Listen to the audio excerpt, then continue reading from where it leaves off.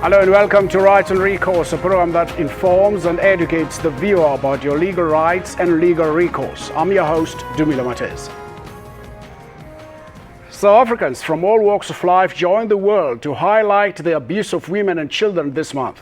Count me in. Together moving a non-violent South Africa forward is this year's theme of 16 Days of Activism for non-violence against women and children. The campaign was launched this week by President Jacob Zuma.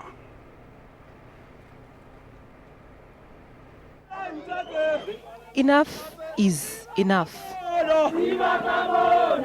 That's the voice of South Africans in marking this year's annual campaign against the abuse of women and children. The drive is aimed at raising awareness about the disturbing levels of abuse on country's women and children. The campaign also intends to completely liberate society from this scourge. South Africa prides itself of having one of the world's most progressive constitution and legislation to protect its vulnerable groups. But shocking incidents of abuse and violence on women and children are still a daily occurrence. Not even senior citizens are safe. This year, South Africans hope to intensify the battle. Under the theme, Count Me In, President Jacob Zuma and the Minister of Women's Affairs, Susan Shabangu, launched this year's campaign in Recourse Park. This is a community still trying to come to terms with the horrific killing of a 4-year-old boy.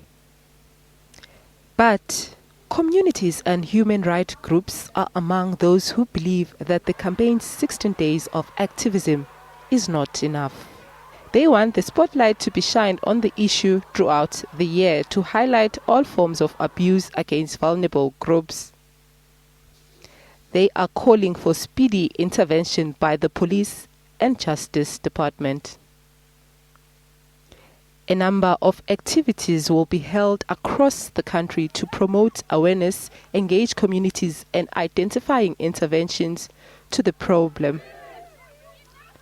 And these programs will be beyond the 16 days of activism for no violence against women and children. It is hoped these activities will help victims of abuse to voice their ill treatment and violence. Even the sporting fraternity registered their voice. And it is expected that the campaigns will help men to be more caring and protective of the country's vulnerable groups. Mbali Madigwa, Rights and Recourse. Well, that was Mbali Madigwa to discuss today's topic. Our advocate, Mekateko Joyce Maluleka, Special Advisor to the Minister of Women Affairs in the Presidency, Ms. Mpumeza Mafani, National Coordinator for the Tutuzela Care Centers from the National Prosecuting Authority, and later we'll be joined in our Durban studios by Ms. Dumisile Nala, National Executive Officer from Childline South Africa. Ladies, good afternoon and welcome to Rights and Recourse. Afternoon, Mr. Matthew. Can you, Ms. Advocate Maluleka, can you just bring us into this theme for this year that South Africa has adopted? Thank you. You know, this year marks the 16th year of the 16 Days of Activism. Before we embarked on this program, we evaluated the past 15 years and looked at why do we think we have not yet managed to scrape the surface of the problem. One other thing that we've realized was that we have been focusing on women and children who are the victims. We have not yet brought the perpetrator into the equation. If you want a solution, you must talk to both the victim and the perpetrator in order for you to be able to get a solution. So this year we've involved churches, we've involved men's groupings. We've tried to talk to all groups, including civil society organizations, to ensure that all of us come together to address this thing, because this is not just a criminal justice problem. It is a social and a spiritual problem. So in order for us to be able to address it, we need to tackle it from all those aspects. Well, I saw the minister addressing the Tyrannus Church down in the Free State. I don't know if it was last weekend, probably last weekend that you addressed them. I think it was on the 2nd of November. Of the 2nd of November. Yes. Do the societies around South Africa understand what this day means? This week, this 16 days? These 10 days. Yes, I think everybody knows. And the 16 days, even though we're saying it has not yet scratched the surface, it has managed to raise awareness on the negative impact of violence. The only challenge was violence has not yet gone down, but people are aware. And in some instances, it has made people aware that what I'm doing is wrong. But it's just that we don't want people to be aware that what they're doing is wrong. We want people to stop. And we believe that all of us, that is, hence we say, count me in. Everybody must stand up and say, count me in. Together, we can move. But the criminal justice system on its own, it cannot. So together, the entire society can stop this. Let's come to the criminal justice system. Phumeza, you at the NPA deal with these issues at real face value, where you can see the sad faces of people who have been abused, have been raped, who have been attacked and beaten up by their spouses or by their friends. How do you deal with this thing? There's no one-size-fits-all, Mr. Mateza. There are various strategies that we are using as the criminal justice system. As Joyce was saying, it can't be only the criminal justice system problem. We have gone as far as implementing what we call community prosecution, where we involve communities in what we do as a criminal justice system, involve them through public awareness campaigns and education, so that people know what the prosecutor is there for, that it is the people's lawyer, and we are there so that the people can begin to trust the system as well. So we have put up Tutuzela one-stop care centers, for instance, as the NPA, in partnership with the Department of Health, the Department of Social Development, and other relevant departments, because we realized that there were lots of gaps in the system. We were losing a lot of cases, withdrawals at the entry level and right through the court level. So by putting these centers, which are one-stop care centers, we are saying a well-managed victim becomes a better witness in court, and therefore you have better chances of a conviction if you do that. So if that victim is appropriately counseled, she has people that are sensitized and are trained, that know what they are doing. They are not sent from pillar to post. They can therefore win the confidence of government as well, and also trust us that we are there to protect them. I've always said, in America they talk about Maluleka versus the people. And I've been saying they must change this terminology in South Africa so that they understand this, what you've just said, Phumeza, can be understood, that the prosecutor is actually representing the people. Yes, of course, Mr. Mateza, that's very important, because it is like, even here, once you go to the criminal justice system, it becomes the state case. And the state is versus the accused, of course. And it becomes, therefore, important that the people out there know that we have dedicated lawyers employed by government to make sure that justice is seen to be done. And therefore, they can come forward. But the problem is, you asked the first question, people, because of our past of violence, they don't necessarily trust the system, and it's up to us, therefore, to change the wheel and make sure that people now can trust us better, and also to make sure that people know, not that we just don't, our work don't end up only in court, but it goes to the communities and beyond the court. Advocate Maluleka, the strategy of the document, the strategy document of the Department of Women Affairs in the Presidency, presented in Parliament in July, described its mandate as to promote a society free of violence and abuse against women and children. How do we hope to realize this? I think it's important to understand that our department is not an implementing department. So it doesn't arrest, it doesn't prosecute, but it has the mandate to ensure that the rights of women are realized. So this is where we come in. There are so many strategies, as my colleague here has already indicated. You've got the TCCs, you've got the interministerial committees, you've got so many structures and strategies that are all aimed at empowering women or addressing gender-based violence, but gender-based violence continues, either because women fall through the cracks or all the strategies don't talk together. So our aim is to facilitate the review and alignment of the existing structures and strategies, and to monitor the implementation of that, because we do not monitor. Once we come up with a policy directive, all the other stakeholders have to implement those policy directives in order to ensure that women don't fall into cracks. And our strategy from long ago, from the National Crime Prevention Strategy, has been an integrated approach. So it's unlike we'll be coming with a new thing. We'll just be enforcing what government had intended to do from long ago, but it's just that somewhere along the way it just doesn't get to be done. Many people, Phumeza, the advocate can come in here, have been saying the 16 days of activism against non-violence against women and children should actually be an all-year-round program rather than concentrating on the 16 days. And then the 16 days becomes the amplifier of this message.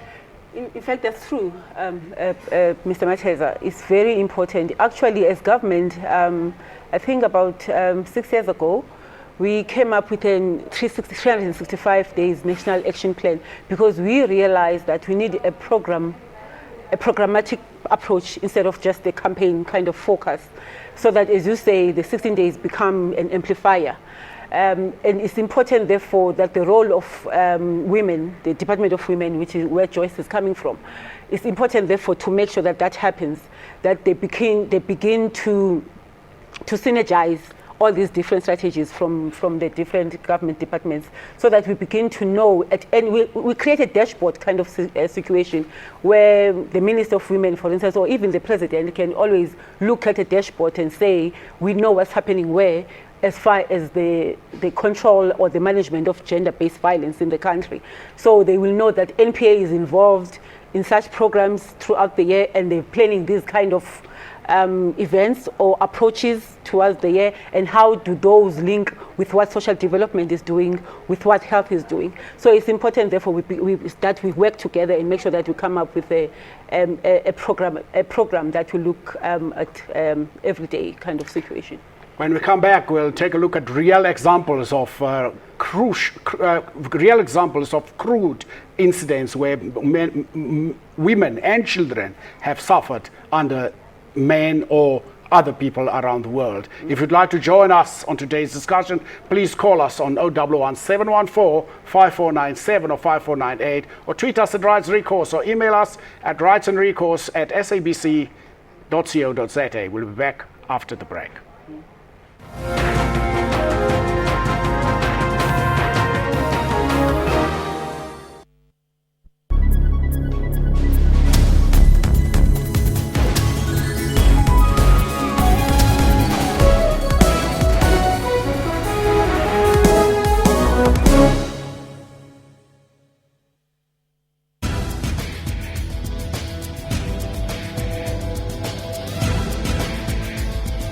Technology is all around us and is improving lives across Africa, like how young Nigerians are connecting to the internet.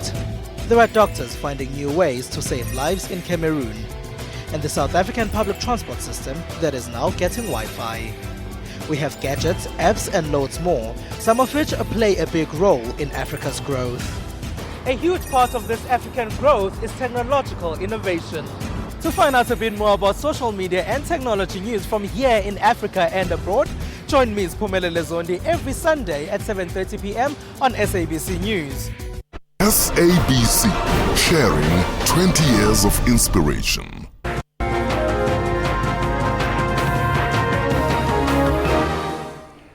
Welcome back as we continue our discussion of the 16 days of activism of non-violence against women and children.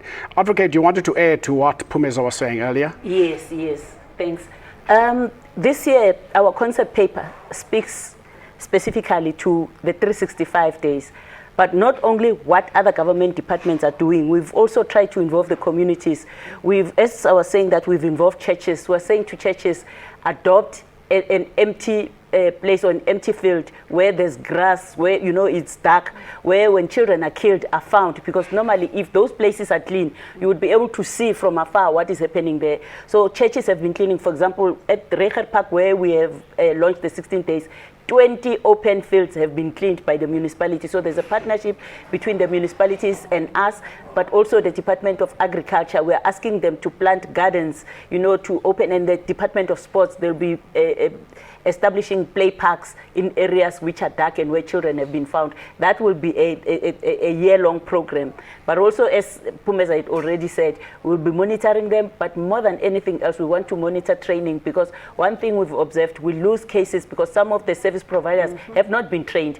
They contaminate the evidence and all those things. So that is one area where we're going to focus throughout the year to ensure that we get convictions. Talking about evidence, we have had trials that drew attentions of the world, where women were killed brutally in the Rivers Steenkamp case, and probably I shouldn't mention the one case that is still in court. What does these violent acts tell us about the society we live in?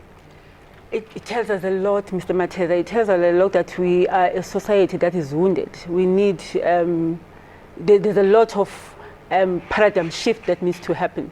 And also, I think we have taken for granted the effects that our past as well has brought up. We solve problems through violence. There's a lot of mindset change that we need to, hence we embark on a lot of public awareness campaigns and education, because we want to take people along so that they realize that violence against women and children is wrong and it's a violation of human rights. And if we were fighting against the injustice in the past of human rights violation, this is one of it. This is part of a violation of human rights. So women's rights and children's rights are in fact human rights. So we need to start looking at it in that perspective and begin to change, because when we don't do that, we are sort of paralyzing the very people that we want them to contribute in the upliftment and the empowerment of our economy as a country. Because if I'm abused and I'm constantly put down, therefore I might not fully recognize or realize my potential. And you might have lost on a person that could have contributed to the economy of this country meaningfully. So it's important, therefore, that we stop violence, because it has detrimental effects. Just to add, I think, as Pumeza indicated, that we raise awareness, but I think the other most important thing is healing. Most of the people who are engaged in violence, they themselves have been victims. How do we then counsel them or assist them to heal? I've just discovered that chromosome 9 is one of the chromosomes that are responsible for people who are involved in violence, and that can be healed through the diet, correct diet.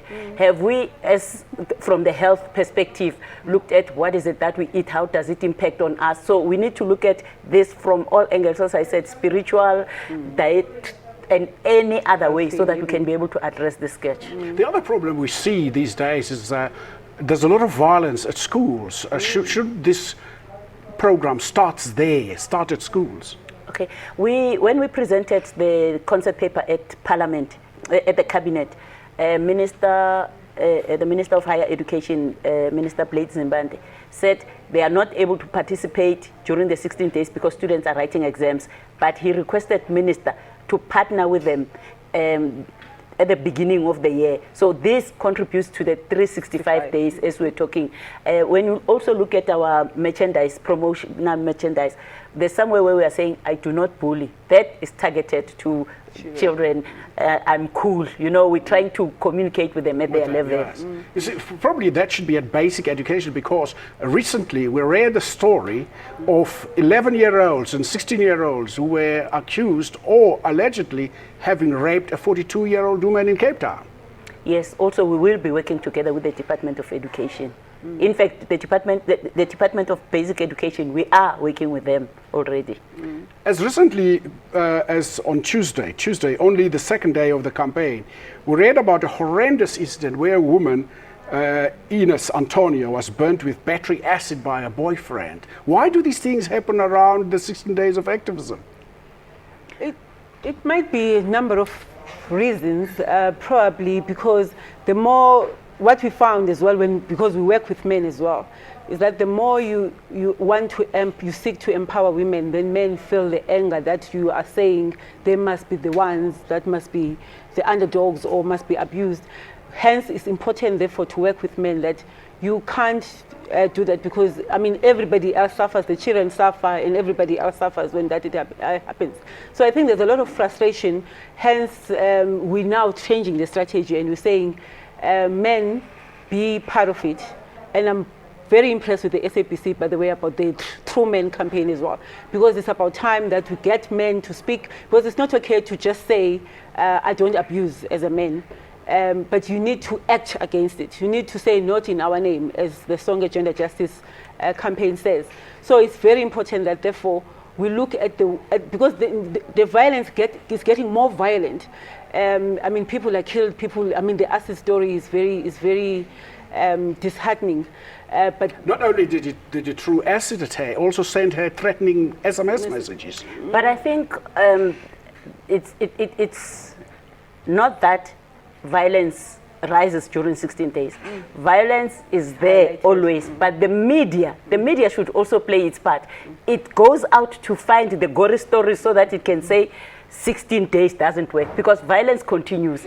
Riva, when did Riva die? When was she killed? You know, so it happens throughout, but it's just that during 16 days, then the media will go out and say, see, this is it's happening throughout. If the media can be this aggressive throughout the year, I think we'll be able to see or we'll be able to deal, The other thing that is of concern is I'm told there are a number of young children of school-going age who are languishing in our prisons. Some have been sentenced, some have not been sentenced. Surely these youngsters will grow up as hardened criminals. In fact, or are there any programs? Probably we should have asked the Department of Correctional Services. There are programs. There is a diversion program that also the NPA is part of, whereby the prosecutors will divert a child that is under the age of 18, depending on the crime, of course. You don't want that because there needs to be some sort of a child justice kind of programming where children are diverted away from the criminal justice system into a rehabilitative program so that they don't become hardened criminals, as you say. So that diversion program is precisely to make sure that we avoid children and we restore their innocence at a young age so that they become better citizens. So there are programs. It shouldn't be happening like that. You see, we have another problem in the Western Cape, the problem of gangsters who are roaming the streets of Cape Town. And kids are watching these guys and they see these guys as heroes. How do we deal with this, especially the gangsterism in Cape Town? And even in our townships in Gauteng? I think after the Constitution, we thought all the social problems and the social ills and violence and whatever will just disappear because of the introduction of the Constitution, and it didn't happen that way. We still have the problem of poverty, because I think poverty plays, I know other people will say, I'm also from a poverty-stricken family, but I'm not a criminal. We react differently to stimuli. So I think unemployment, poverty and inequalities do play a role in perpetuating this gangsterism and all those things. I think if we can be able to empower those people to be able to earn a salary, to be able to live a decent life, I think we can reduce. Coupled with that, I think there's a role that we need to play as well as the criminal justice system. We need to be visible in communities much more than we already are. So that people, and also in how we respond to these cases should be also act as a deterrent for criminals as well, to say so that you make it less attractive for any criminal to do this. if I commit a crime, then the chances of me being caught are high. So it's about time we take the criminal justice system to task as well and make sure that we act appropriately, which is why what the NPA is doing in partnership with the police department.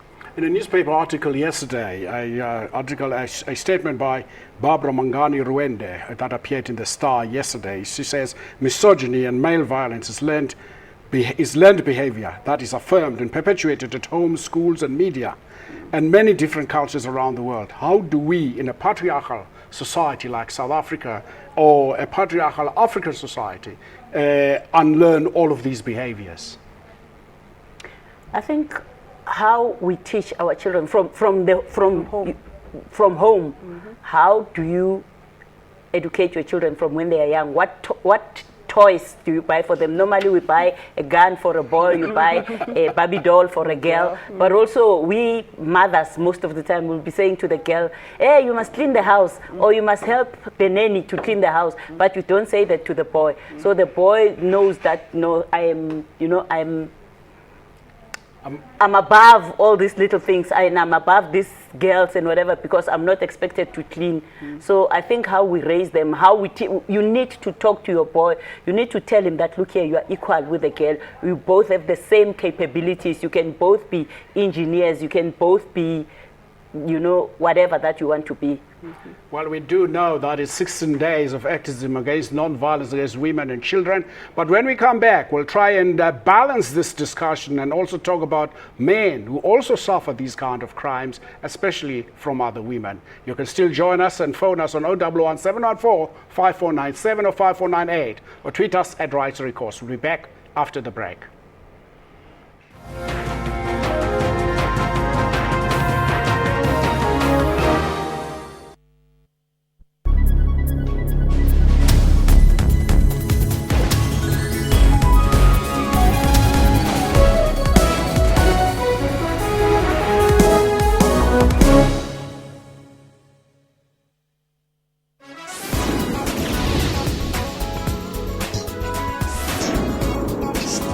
You can't have a gut feeling about other people's gut feeling. Ngaba has continued the tradition of passing stories onto the next generation, using a platform that offers stories to a far more greater audience.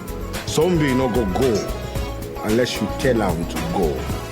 This is what the audiences all over the world knew Fela Kuti for. Join Musa Mkhalipi on Afro Showbiz every Saturday at 19:30 CAT.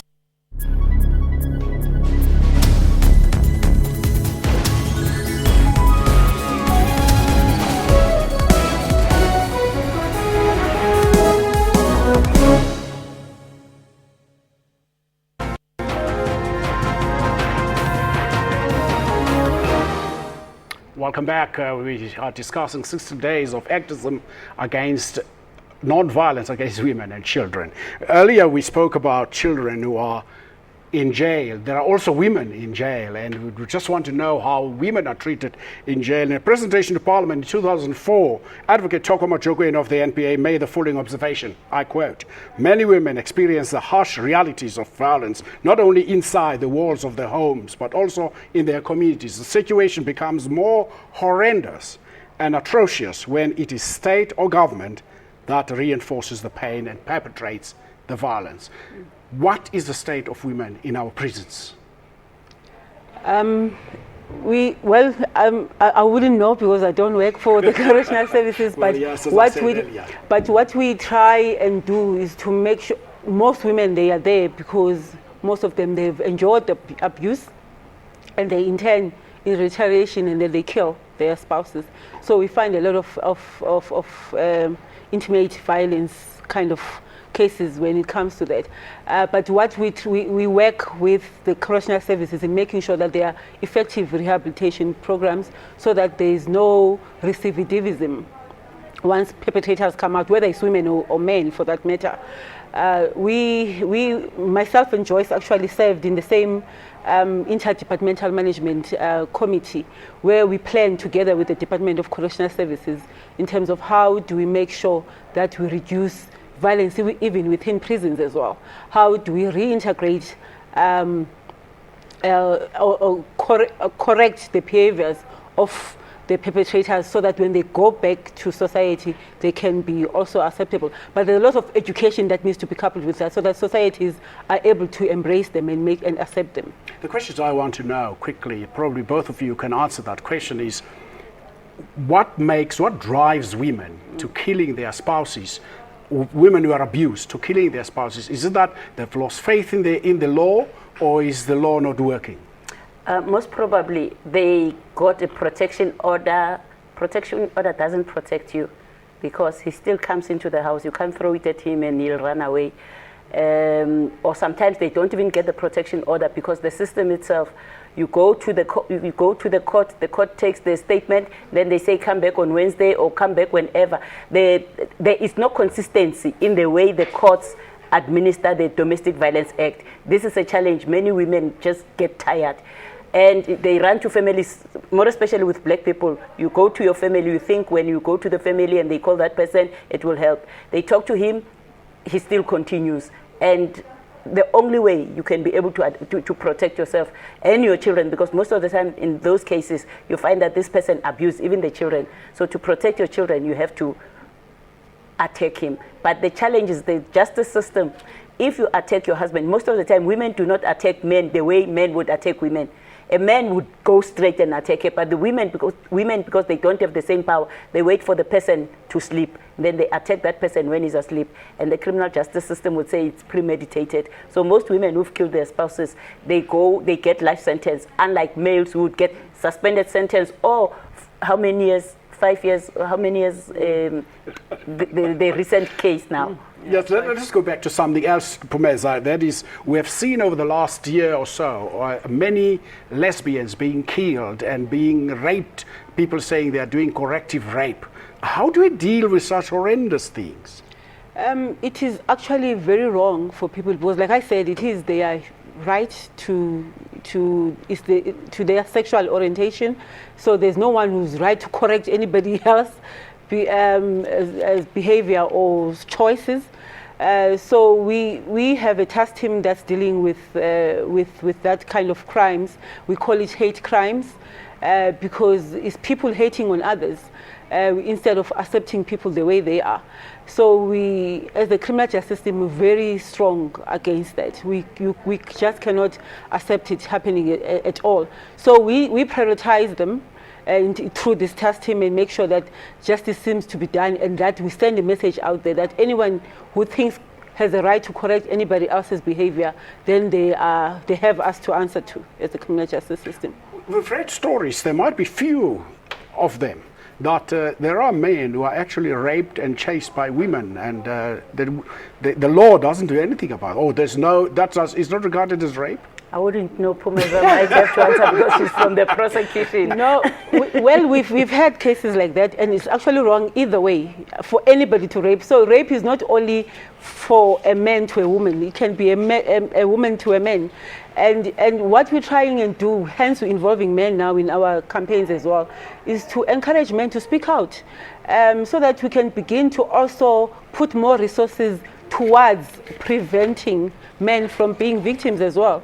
When we can't deal with what we do not know. So by keeping quiet, which is the same campaign we've been meeting out to as far as women abuse as well. If you keep quiet, we won't know how to deal with your situation. We won't know how much investment government needs to put to make sure that we cap the situation. So we encourage men out there to come out and speak out, and we have sensitized police officers. I mean, we have the FCS units that are sensitized to accept all cases to make sure that everybody gets the justice that they deserve. So I really would want to plead with men, because there's very few of them. Even those cases that we do have, they're much fewer than the cases that we see of women and children. But just to add, I think this confirms that rape is about power, because a man who can be able to ward off the women who want to rape him, they won't rape him. So it's about power. Somebody who's more powerful than you will rape you. From long ago, it has been about power. The other thing, Advocate Maluleke, your department was the Department of Women and Children. What happened to the women? Have that been moved to social development? No, children and people with disabilities have been moved to the Department of Social Development, because anyway, from long ago, they were responsible for women and children, for children and people with disabilities, so that this department can focus on women. But that doesn't preclude you from talking about children, because no. women bear children. Yes. You cannot talk about women and not talk about their families.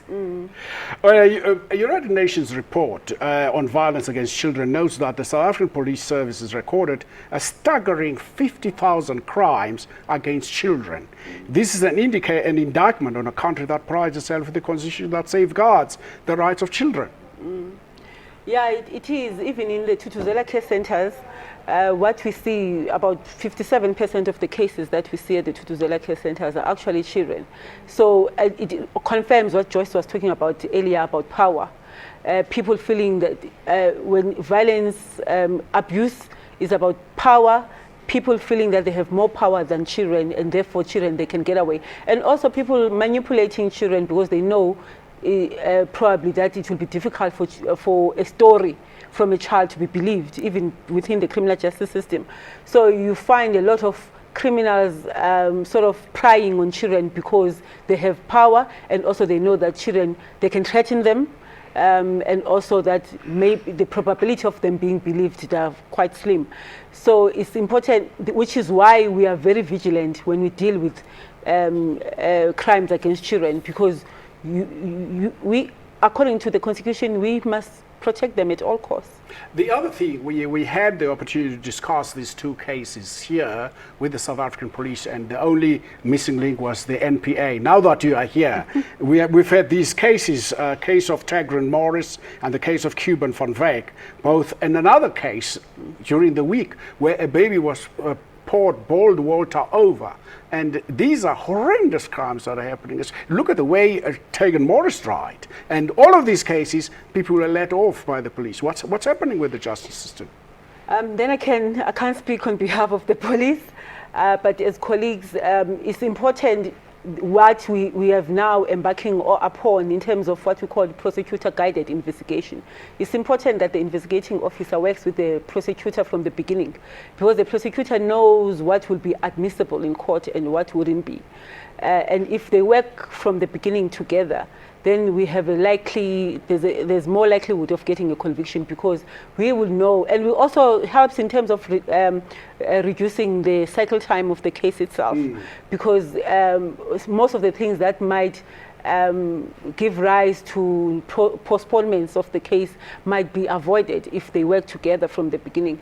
So we work with the police to make sure that all the necessary evidence is collected accordingly, and that we don't break that chain of evidence, so that when we come to court, then we have a tighter case in court. But the challenge with that is that how many prosecutors do you have? How many investigating officers do you have? The number doesn't correlate. I think what is important, what I said earlier on, it's training the investigating officers and the police officers to be able, from the onset, to collect evidence properly, rather than mess up and then wait for the prosecutor to come in after some time, after they had already messed up. Professor, I noticed in some other countries that the investigating officers are attached to the prosecution rather than to the police. Well, that's what we were trying to do when it comes to serious crimes with the Scorpions, where we had investigation within the prosecution as well. But that has been separated now. But at the same time, we try and bring it about through this prosecutor-guided investigations. Our system is totally different from other countries, as you know, as you've just said, that police are independent and prosecutors are independent, but there is room to work together. There's room to work together. Advocate, there's another thing that the police normally do when a child gets missing. They normally tell parents, come after 24 hours. And by the time they come back after 24 hours, the child is dead. No, they are no longer allowed to do that. They have to investigate immediately. But as I said earlier on, even as I said that the protection order says whoever applies for a protection order must get it. But people are sent back. In some cases, they tell you they do protection orders 1 day a week. So I may not say the people who said, they said come back after 24 hours. It didn't happen, because it depends on personalities. If you'd like to join us on today's discussion, please call us on 011 714 5497 or 5498, or tweet us at Recourse, or email us with suggestions of what programs or what topics can we discuss here on Rights and Recourse. You can email us at rightsandrecourse@sabc.co.za. We'll be back after the break.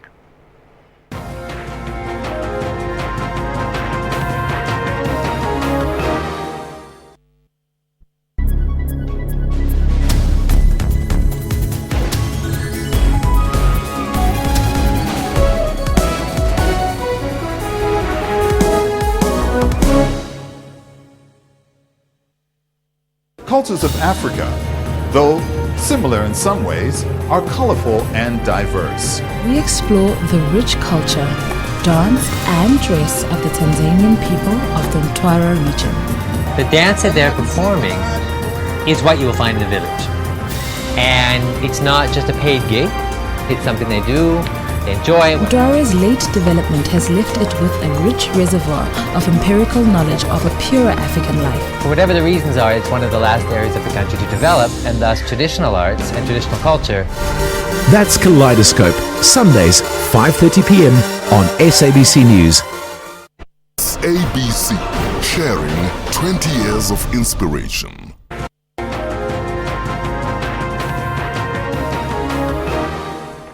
Welcome back. We're discussing 16 days of activism of non-violence against women and children.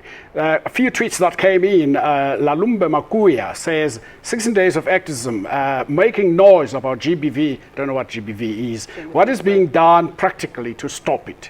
I find the campaign useless. Okay. For her, it might be useless. That's unfortunate. But for many people, I think it has been helpful, because we come from an era where it was legislated that a man had a right to chastise his wife to bring her online. We come from an era where rape laws were under property law rather than human or injury laws. So it's important for us to talk to everyone to say violence against women and children is wrong. So that is the most important thing. We are raising awareness on the negative impact of violence against women and children to the entire society, unlike someone who will be dealing with the criminal justice system alone without us being there, because people who go to the courts, they are alone. But when you talk to the entire society, you mobilize the society to be able to rally around the people who are impacted negatively about violence against women.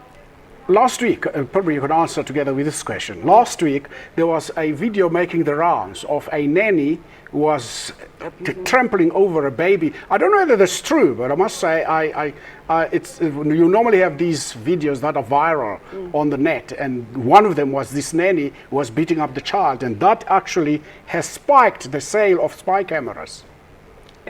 Yeah, I'm one of those that actually I'm told it was in Uganda where this was in Uganda, yes. Apparently. And it's, what it has helped to do is actually show how violence can be so brutal. When I watched that, that's what and when I read people's comments around it, even on Facebook, people were disgusted by it. And I wondered if people realize what happened to that child actually does happen every day, even from parents, not even from nannies. And also what happens to other children, to children on the street by being raped. I mean, if you find that brutal, then you should find rape brutal. You should find beating up a wife or a girlfriend brutal, because the same kind of feelings that you get, or the same pain that that child experiences, the same pain that any ordinary woman suffers. So if anything, for me, that video helped to raise the awareness around how brutal violence can be and how wrong it is, and how, because I got worried. There was also a story that the child might have died and then that changed. And my worry was that how would that child cope with life? I mean, there's a lot of support that will be needed to guide that child growing up forward. How does that child, a 2-year-old, unlearn this kind of pain, you know? So this is how people that have been abused go through. You worry about how they're supposed to live going forward. Advocate, there's another thing, your relationship with the Department of Basic Education. We've seen in provinces like Limpopo where children have been eating this food, school feeding projects of the Department of Education, where children have eaten food and some of them died, some of them were admitted to hospital, and some of these kids also dying from falling into this toilet pits. I think it's so unfortunate and so sad that 20 years after our democracy, but also how enough is 20 years, because we're trying to rectify the injustices of about 300 and something years. So maybe those are some of the challenges, maybe even more. So those are some of the challenges, but I wouldn't say our government has not done enough. It has been, it is trying. The food that children get from school is necessary, because the children who come from home having not eaten anything. It's just that those that have been involved in the poisoning or whatever have to face the criminal justice system, but you cannot stop the system because of just one incident, because in other areas it helps. Children even leave some for their siblings or their families. Well, we read, for instance, one of the things about that is actually the fact that the food is prepared in unhygienic conditions. That's where the Department of Health should come in, because they have health inspectors that should always inspect where that food is cooked, where that food is prepared, or even where that the stock, the cooking, the meal and all those is bought. Because I think where they stock them, they might be, storing this for years, and you find that the food is now out of the time within which it was supposed to have been used. The Department of Health must play an important role there. Pumeza, I know you guys cannot answer this, probably, Advocate, you can answer these questions. When President Mandela became president in 1994, he took half of his salary and created the Children's Fund. Shouldn't the country or the nation adopt this Children's Fund, and we shouldn't be raising the kind of money we want for the children's hospital? Why don't we just create a budget so that we build the children's hospital? I know it's under construction now. I passed there. Well, it's the Department of Social Development that is responsible for that, and I know that they are making strides in that direction, in making sure that children are well catered for. As far as hence the grant system as well is meant to actually as part of that strategy. So there are a lot of programs that are there to see, and also the same Department of Social Development, they are heading an interministerial committee to look also at the root causes, because we want to make informed decisions within the government situation, and part of those highlighted structural drivers is poverty. Well, if you'd like to join us on today's discussion, you can still call us or tweet us on Right to Recourse. We'll be back after the break, and when we come back, we'll be talking about what each and every one of us can do around this problem.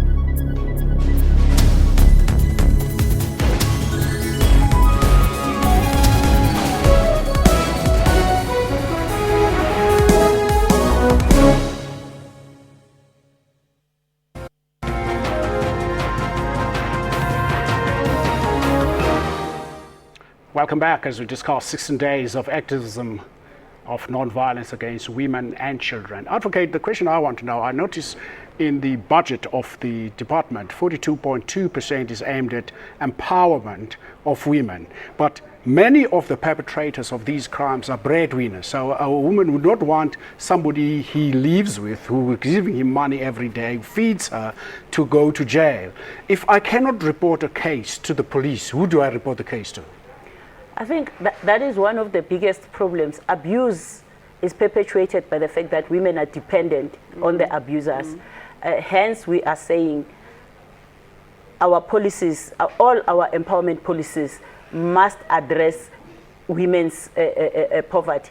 We have the DTI, you have all these government departments which have got empowerment funds and whatever. If you go look at how much goes to women, it's very little. So hence our department has been separated from children and people with disabilities to be able to give us the ability and give us more resources to be able to monitor each and every government department in terms of what they are doing on empowering women. If you can empower women, you will address half of the problems that we have.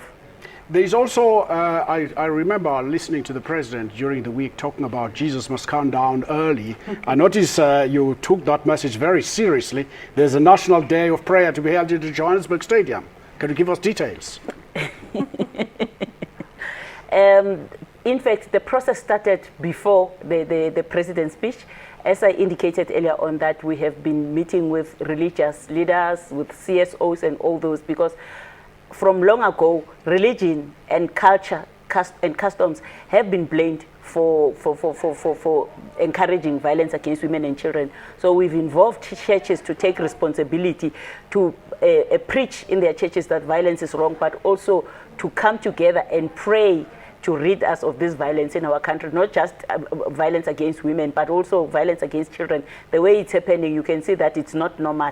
It's spiritual, or people are sick. So hence we requested them, and one of the things that they committed to was a national prayer. When is the national prayer? It's supposed to be on the 6th, next week Saturday. However, the challenge has been the venue, so we're still trying to get the venue. All the stadiums are booked. So, but it's supposed to be on the 6th of December. Professor, probably you must congratulate the NPA here for the successful prosecution of the gentleman who killed the Mali sisters in Diepsloot. And I see the closing function for the 16 Days of Activism will be in Diepsloot. Is there any significance to what I was talking about? It might be another department that is closing at Diepsloot. We are closing with TNA. Yeah, ours will be at ICC. Sent in ICC with TNA. And that will be on Morning Live and yes. the SABC. Yes. I'm sure there is some sort of a reason, probably that case being one of them, because I think as a government we're also trying to get to places where we are not seen. It's not easy, we are not easily visible. We need to be more visible in informal settlements and also in rural areas. We've been asked to wear a red ribbon. What does the white ribbons, or white ribbon, my apologies. We've been asked to wear a white ribbon. What does it symbolize? When you wear it, you are saying, count me in. It's a peace, it's a symbol of peace. It says peace, you promote peace, not violence. As a parting shot, probably, advocate, there was the Women and Gender Empowerment Bill that was brought to Parliament, and it seems to be quiet about it. What's happened to it now? Might it come back? Will it come back soon? It missed the time. You know, when Parliament rose, it had not yet been finalized. And you know that everything that is not yet finalized, it lapses. So it has lapsed. The department is reviewing all its programs. That includes even the bill. Whether should the department continue with the bill, taking into consideration that there are so many laws. We've got Employment Equity Act, we've got so many acts that are trying to address the same thing. Pumeza, one last word from you around this issue, especially children. That's the one thing that worries me. And probably you can even give us the numbers for the Tutuzela care centers.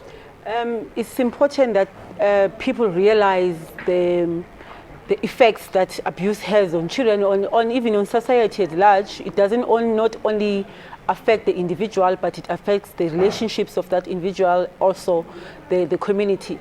I will suggest that people do use what we have put out there in terms of the Tutuzela care centers and any other one-stop centers that the government has put. The number for Thuthuzela care centers is 012-845-6131 or 6136, where people can get to find out where their nearest Thuthuzela is, so that they can report this, because we are saying we must break the silence. And if you don't break the silence, then you are actually denying yourself of services, including medical care. Well, I believe the children are the future. Teach them well and make them lead the way.